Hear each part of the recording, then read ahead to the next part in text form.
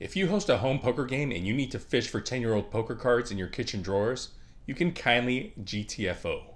Anyone who doesn't take pride in the cards they choose for a home game has no business hosting. And selecting the best cards for your home game isn't as straightforward as you might think. I'm going to show you how to pick the best poker cards for your home game today on Jack Ace.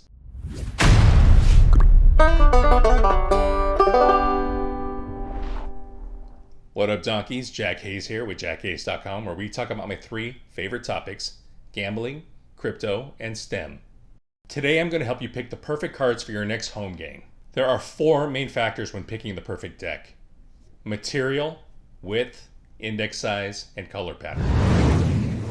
The biggest cost factor is the material. In general, there are 3 types of materials used for cards: paper, plastic coated paper, and 100% plastic. I won't spend too much time talking about pure paper cards. These are absolute garbage and should never be used for poker played for real money. The only time you really see non-plastic coated paper cards is with novelty decks you get at tourist trap gift stores and with nudie decks.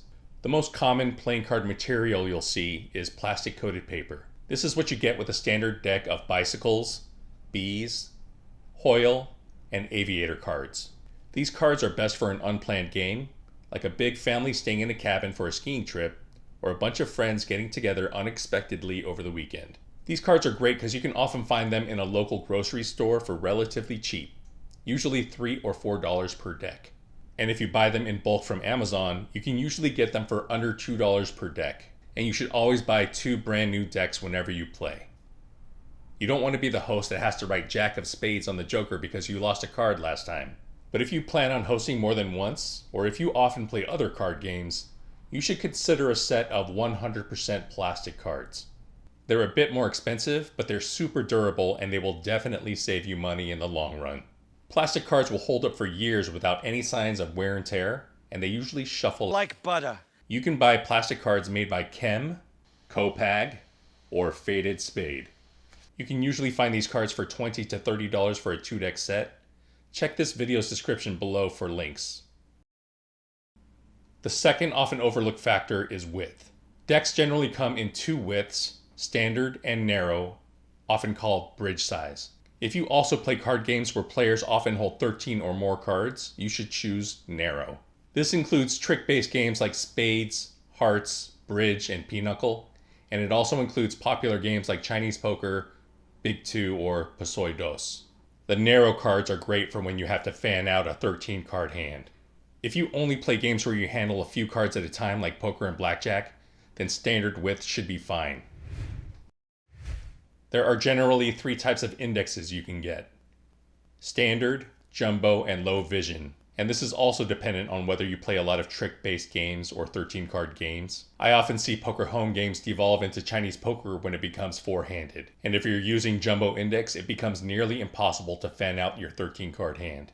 But jumbo index is great if you have a long oval poker table where people at the extreme ends may have a hard time seeing the flop. And if you have a lot of OMCs at your home game, you might want to consider getting LoVision cards. One drawback to the LoVision cards is that you usually can't find them in the 100% plastic variety. If you only play poker and have a lot of OMCs, then use LoVision. If everyone's vision is fine, then use jumbo or standard index. If you sometimes devolve into Chinese poker, then use standard index only. For some reason, there's a controversy using 4-color decks in live games. And that's pretty hilarious considering that most online players will use a 4-color deck. Personally, I like 4-color decks even in live games, and even if it reduces my EV from donkey misreads. I suppose the people against 4-color decks want to give donkeys the opportunity to misread their 1-color hand as a flush. Now, I'm afraid this one's mine, Marty. All black cards. They need to be of the same suit. Did I know that? It's all yours. A man can solve the most complex mathematical problems, but when it comes to a simple little game like poker, he can't win. So if you play in a home game with players with poor eyesight, you should opt for the 4-color decks. And 4-color decks are often paired with LoVision indexes, so seeing every card should be a lot easier for people with vision impairments. So now you know the perfect card for every type of game you might host. And I have links to many quality decks for every situation in the video description below. So Get Oreos, eat Cool J cookies, I'm back. So before you go out and host the perfect home game, remember to like and subscribe. It really helps the channel out and I'd really appreciate it. Always gamble responsibly, and peace out, donkeys.